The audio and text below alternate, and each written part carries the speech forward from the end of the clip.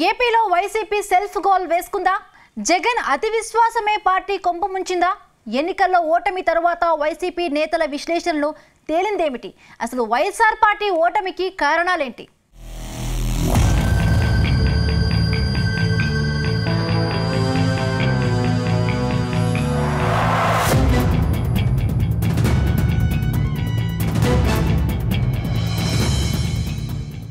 ఆంధ్రప్రదేశ్లో ఓటమి తర్వాత వైసీపీ ఇప్పుడిప్పుడే తేరుకుంటోంది. తమ ఓటమికి కారణాలను విశ్లేషించుకుంటోంది. ఇన్నాళ్లు వైసీపీ అధినేత జగన్ కు ఎదురు లేదనుకున్న నేతలు ఎన్నికల ఫలితాలు చూశాక జరిగిన పొరపాట్లను బేరీజు వేస్తున్నారట. ముఖ్యంగా జగన్ తీసుకున్న నిర్ణయాలే పార్టీకి తీవ్రమైన నష్టాన్ని చేకూర్చాయని నేతలు విశ్లేషించుకుంటున్నారట. ముఖ్యంగా జగన్ కోటరీ, 3 రాజధానుల నిర్ణయం, వాలంటీర్ల నియామకం, కొందరి అధికారుల అతి ప్రవర్తన, ప్రతిపక్ష నేత చంద్రబాబు పట్ల జగన్ అనుసరించిన వైఖరి పార్టీకి తీవ్ర నష్టం కలిగించాయని కొందరు నేతలైతే బహిరంగంగానే విమర్శలు చేస్తున్నారు. వీటికి తోడు అధికారంలో ఉన్న సమయంలో క్యాడర్ను అస్సలు పట్టించుకోలేదన్న విమర్శ సైతం ఎలాగో ఉంది. అయితే గతంలో జరిగిన తప్పులు మరోసారి జరగకుండా చూడాలని తమ మనసులోని మాటను బయటపెడుతున్నారట.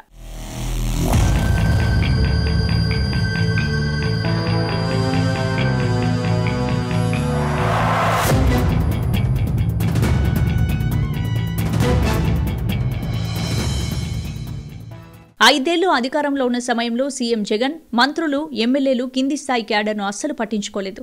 అయితే అధికారం కోల్పోతే గానీ ఈ తత్వం వారికి బోధపడలేదు.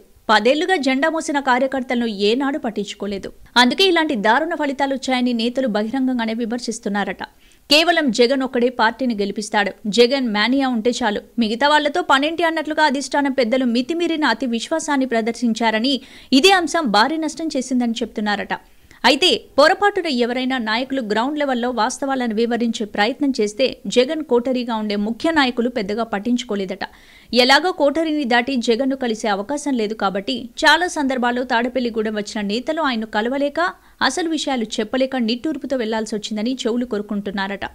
తప్పంతా చేసి ఇప్పుడు ఏదో జరిగిందన్నట్లుగా ఓటమిని ఒప్పుకోకపోవడంపై వైసీపీ సొంత క్యాడరే అసహనం వ్యక్తం చేస్తోందట.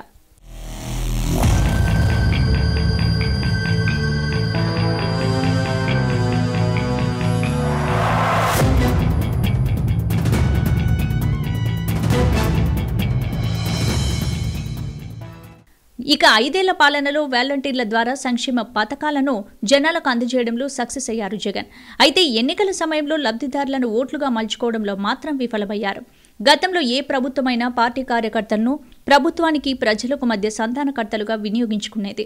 కానీ వాలంటీర్ల వ్యవస్థతో మాత్రం పరిస్థితి భిన్నంగా తయారైందట.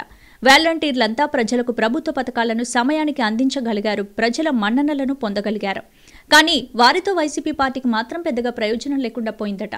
వాలంటీర్లకు పేరొచ్చిందేమో కానీ వైసీపీకి మాత్రం ఓట్లు రాలేదు. ఇదే విషయంలో పార్టీ క్యాడర్ తీవ్ర అసంతృప్తిగా ఉందట. ఈ వాలంటీర్ల బదులు పార్టీ కార్యకర్తలు ఉండుంటే ఈ రోజు ఇలాంటి పరిస్థితి వచ్చి ఉండేది కాదని క్యాడర్ చెప్తోందట. ఏ కార్యకర్త అయినా తమ పార్టీ అధికారంలో ఉంటే ఎంతో కొంత ఆశించి పార్టీ కోసం పనిచేస్తారు. కానీ వైసీపీలో మాత్రం ఆ అవకాశం రాలేదని తీవ్రంగా ఆవేదన చెందుతున్నారట. ఎన్నికల సమయంలో పార్టీ కార్యకర్తలు ఉత్సాహంగా పనిచేయకపోవడానికి ఇదొక కారణమని భావిస్తున్నారట. సంక్షేమ పథకాలే కాదు, ఓట్లు కూడా వాలంటీర్లే వేయిస్తారులే అని పార్టీ క్యాడర్ సెటైర్లు వేసుకునే పరిస్థితి వచ్చిందంటే పార్టీ క్యాడర్ ఎంతో ఆగ్రహంగా ఉన్నారో అర్థం చేసుకోవచ్చు.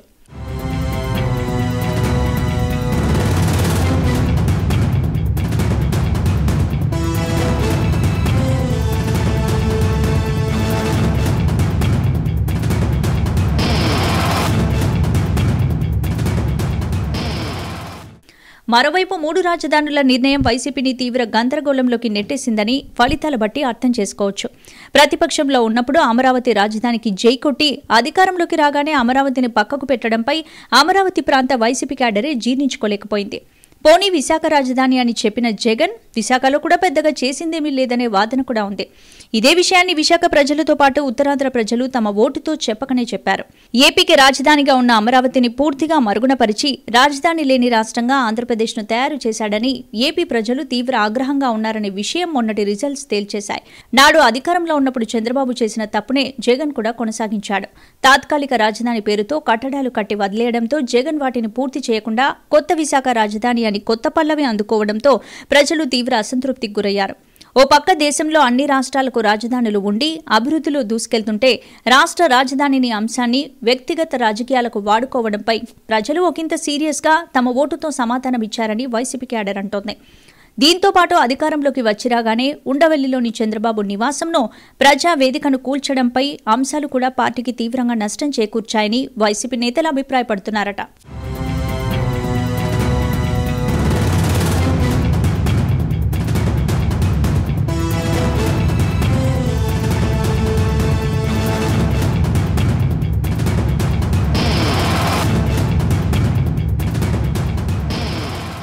అటు అన్నిటికన్నా ముఖ్యంగా పార్టీలోని కొందరి నేతల అతి ప్రవర్తన కూడా పార్టీకి తీవ్ర నష్టం చేసిందని నేతలు ఓపెన్ గానే చెప్తున్నారు. చంద్రబాబు పట్ల నేతల కామెంట్స్ పార్టీకి తీరని నష్టం చేసిందని ఓటమి పాలైన ఎమ్మెల్యేలు చెప్తున్నారు. ఎంత కాదన్నా చంద్రబాబు సీనియర్ నేత, దేశ రాజకీయాల్లో కూడా కీలక పాత్ర పోషించారు. అలాంటి నేతను పట్టుకుని వ్యక్తిగత దూషణలు చేయడం కూడా పార్టీకి బాగా మైనస్ అయింది. చంద్రబాబు కుటుంబాన్ని అదే పనిగా టార్గెట్ చేయడంపై టీడీపీ క్యాడర్ అస్సలు జీర్ణించుకోలేదని చెప్తున్నారు. చంద్రబాబును టార్గెట్ చేయడంపై టీడీపీ కార్యకర్తలు సీరియస్గా తీసుకుని ఎన్నికల్లో కసిగా పనిచేశారని, అదే సమయంలో వైసీపీ క్యాడర్ మాత్రం ఎన్నికల్లో నామకే వాస్తేగా పనిచేశారని వైసీపీ నేతలు అసలు విషయాలను ఇప్పుడు చర్చించుకుంటున్నారు. అధికారంలో ఉన్నప్పుడు ఇవన్నీ పెద్దగా విషయాలు అనిపించలేదని, ఎన్నికల ఫలితాలు వచ్చాక తాము చేసిన పనులు ఇంత నీచంగా ఉన్నాయా అని సొంత క్యాడరే చెబుతుంటే చేసేదేమీ లేక నేతలు మౌనంగా ఉంటున్నారు. దీనికి తోడు అధికారంలో ఉన్న సమయంలో అధికారులు, పోలీసుల సహకారంతో చీటికి మాటికి టీడీపీ నేతలను, కార్యకర్తలపై కేసులు పెట్టించి వారిని దారుణంగా ఇబ్బందులు పెట్టారు. ఈ అంశాలన్నీ పార్టీ ఓటమికి కారణమయ్యాయని విశ్లేషించుకుంటున్నారట.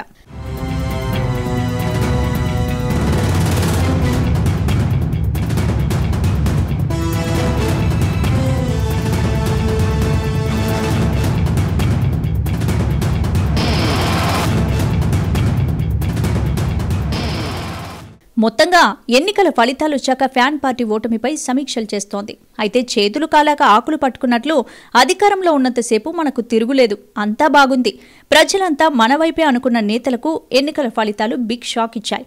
ఈ ఓటమితోనైనా వైసీపీ పెద్దలు తమ తీరు మార్చుకుని భవిష్యత్తులో అడుగులు వేయాలని క్యాడర్ భావిస్తోంది.